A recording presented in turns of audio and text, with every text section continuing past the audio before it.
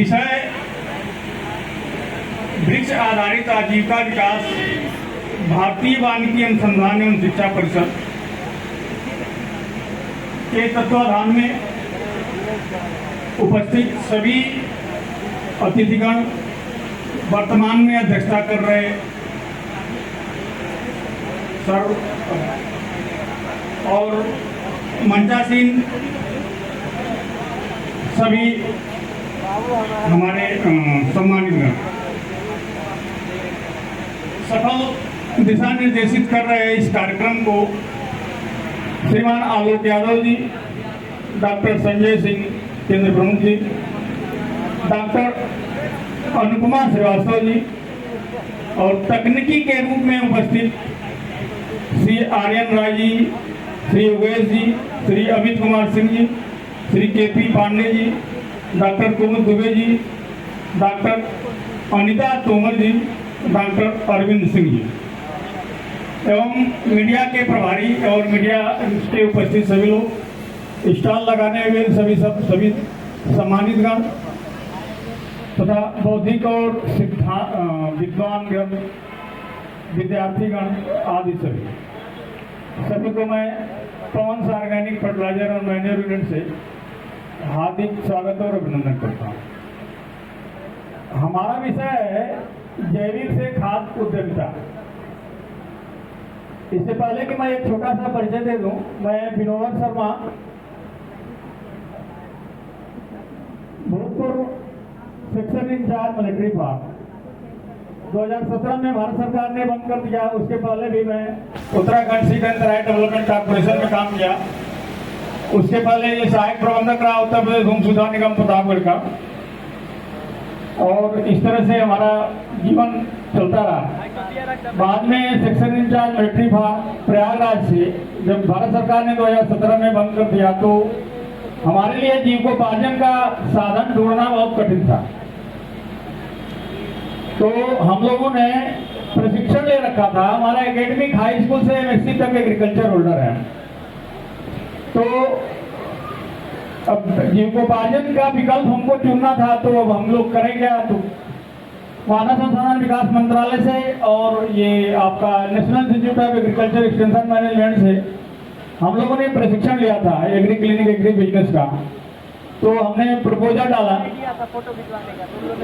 Seed processing plant का, तो budget ज़्यादा होने के कारण हमने उसको फिर कैंसिल कर दिया और हमने सोचा कि कुछ सस्ता बिजनेस किया जाए, तो हमने वर्मी कंपोस्ट का यूनिट डाला। कहते हैं कि बेचने वाला अगर समझदार हो तो आपके गरीबी को भी बेच करके अमीर बन जाता है। सत्य यह है कि हमारा टर्नओवर 14-15 लाख का है। वर्तमान में हम लोग थोड़ा सा प्रभावित हो गए हैं। तो जैविक खाद को क्यों आवश्यक है आज के परिवेश में, और हमें ये जानना आवश्यक है कि हम क्यों ऐसा करते हैं। आप अगर 60 के दशक में जाएंगे, 60 के दशक से पहले हम लोगों के देश में मोटा अनाज हुआ करता था और अधिकांशतः जो है उस समय जैविक खेती और गोबर खाद और अन्य सड़े गले पदार्थों से खेती किया करते थे लोग, और मोटे अनाजों के लिए जो है कि उस पर निर्भर रहते थे। धीरे धीरे 60वीं दशक में 1960-64 के बाद हरित क्रांति आई, और हरित क्रांति के बाद जो है ये अधिक से अधिक हाइब्रिड वैरायटी और पेस्टिसाइड, हर्बिसाइड, तमाम कीटनाशक दवाओं का इस्तेमाल होने लगा। और धीरे धीरे हमारा देश जो है 1964 के बाद से अधिक उत्पादन के चक्कर में रासायनिकीकृत होता गया। कृपया इस बात को समझने की जरूरत है कि हम लोग आज रासायनिकीकृत युक्त हो गए हैं, और रासायनिकीकृत होने के कारण उत्पादकता में बहुत प्रभावित हो रहा है। आप कल्पना करेंगे, केंद्रीय रासायनिक और उर्वरक मंत्रालय की रिपोर्ट के अनुसार 1950 से 51 में भारतीय किसान मात्र 7 लाख टन रासायनिक उर्वरक का उपयोग किया करता था। बहुत गंभीर विषय है। और ये जो वर्मी कंपोस्ट का हम लोग बिजनेस करते हैं तो बहुत ही हास्यास्पद, और आज के संभ्रांत लोगों को यह समझ में आता है कि ये छोटा सा बिजनेस है और क्यों इसको करते हैं लोग। और इसको वर्मी कंपोस्ट का बिजनेस करने वाले, गोबर का बिजनेस करने वाले लोगों को छोटा लेवल का ही समझते हैं। तो प्रश्न यह है कि हमें इस आवश्यकता क्या है इस तरह के सिस्टम को लागू करने के लिए। तो केंद्रीय रासायनिक और उर्वरक मंत्रालय की रिपोर्ट के अनुसार 1950 से 51 में भारतीय किसान मात्र 7 लाख टन रासायनिक उर्वरक का उपयोग किया करता था।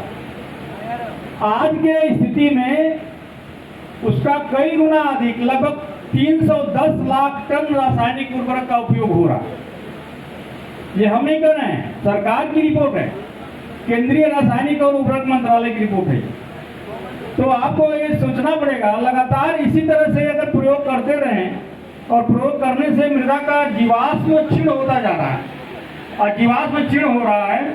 भारत पूरी खेती रासायनिकीकृत हो गई और जीवाश्म के क्षीण होने के कारण उत्पादकता रिजिट हो गई। सॉइल की फर्टिलिटी रिजिट हो जाने के कारण किसान अधिक से अधिक उत्पादन चाहने के लिए रासायनिक खाद का प्रयोग अधिक से अधिक करने लगे। तो मृदा संरचना और में परिवर्तन और उत्पादकता में कमी आने के कारण हम लोग रासायनिक खाद की तरफ बढ़ रहे हैं।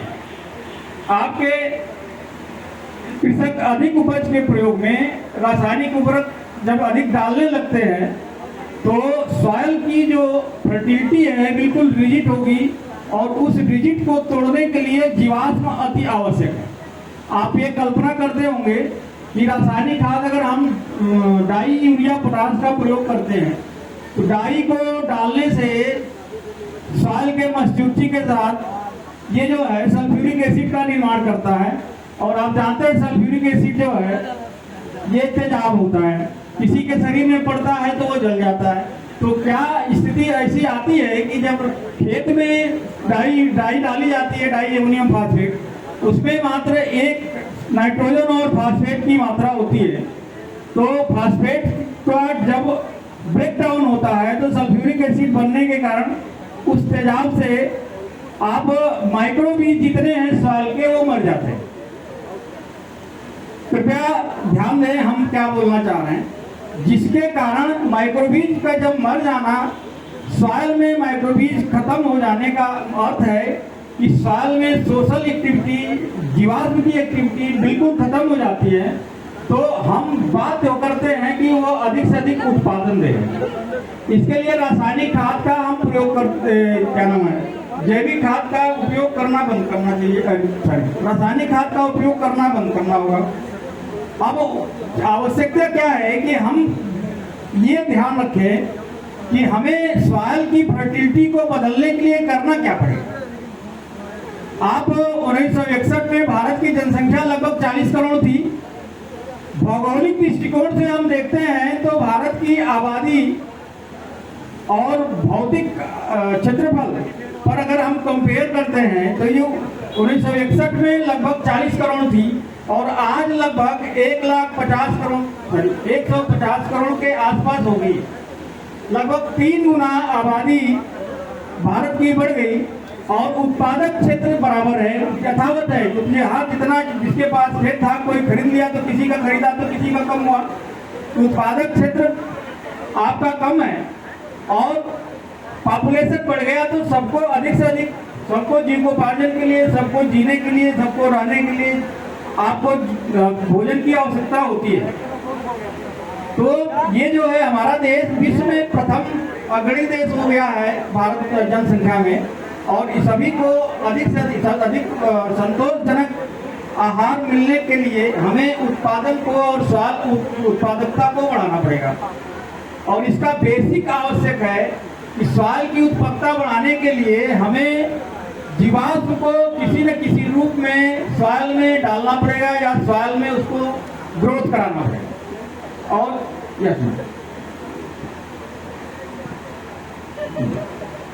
तो इस तरह से अगर हम ये ध्यान दें कि हमें अधिकतम किस रूप में सॉइल फर्टिलिटी बढ़ेगी तो जीवाश्म बढ़ाने के लिए हमें जैविक खाद पे आना पड़ेगा और जैविक खाद ही एक ऐसा माध्यम है जो सॉइल की फर्टिलिटी को बढ़ा सकता है। तो अब सॉइल की फर्टिलिटी बढ़ जाए और सॉइल की खेती और सॉइल की उद्यमिता की अगर हम बात करें तो रासायनिक खाद जो है डाई यूरिया पोटास मुख्य रासायनिक खाद है जिस पर किसान निर्भर होता है और अधिकांशतः इसका प्रयोग करता है। डाई यूरिया पोटास जो है तीनों को अगर हम डालते हैं खेत में तो नाइट्रोजन फास्फोरस पोटास मात्र तीन ही जैसे तत्व होते हैं जो प्राप्त होते हैं।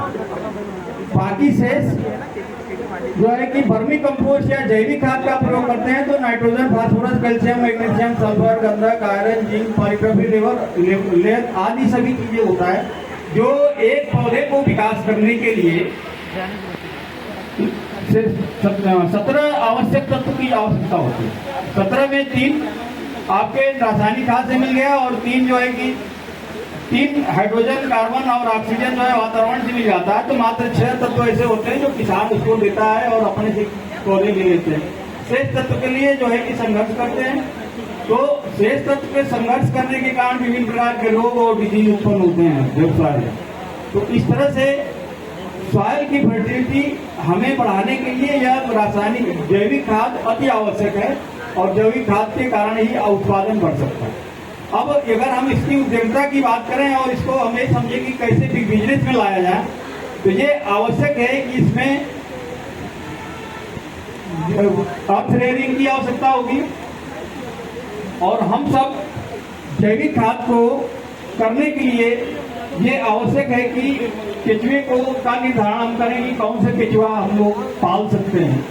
तो केचुए को पालेंगे और जैविक खाद का निर्माण करते हैं तो डिकम्पोजर का उपयोग कर सकते हैं। डिकम्पोजर का उपयोग करने के बाद आप जैविक और वर्मी कंपोस्ट का उत्पादन कर सकते हैं। वर्मी कंपोस्ट ही इस समय जैविक खाद में सबसे सुपर खाद होती है। हालांकि जैविक खाद बहुत से हैं जो मैन्युफैक्चरिंग की जाती है और बनाए जाते हैं और इस तरह से कल्चरल के माध्यम से टिश्यू कल्चर के माध्यम से भी बनाए जाते हैं। हम वर्मी खाद में क्या मुख्य आवश्यक है जिसके कारण से आप बिजनेस कर सकते हैं और उस पर हम लोग अमल करते हैं, उसको हम लोग कर रहे हैं। ये जो है अगर हम स्वाट के माध्यम से ध्यान दें, स्वाट का मतलब स्ट्रेंथ है और डब्ल्यू वीकनेस, ओ अपॉर्चुनिटी और टी जो है आपका थ्रेट। मात्र अगर इस चारों टर्म को ध्यान दें तो हम बिजनेस सफल कर हो सकते हैं और एक उद्यमी आप जैविक कंपोस्ट के लिए या जैविक खाद के लिए हो सकता है। तो भारतीय किसानों में के प्रमुख मृदा क्षरण और कम उपजाऊ भूमि की मुख्य समस्या है जो ये जैविक खाद के लिए स्ट्रेंथ का काम करती है, मजबूती का काम करती है। वर्मी कंपोस्ट मृदा संरचना, मृदा गठन और वातन जल रोधक क्षमता, वाटर होल्डिंग कैपेसिटी को बढ़ाता है। इस चारों टॉपिक को अगर हम लोग ध्यान देते हैं तो वर्मी कंपोस्ट अच्छी तरह से सफल हो सकता है। इसमें सबसे बड़ा जो वीकनेस होता है वो ये होता है कि प्रारंभिक अवस्था में इसका उत्पादन महंगा पड़ता है।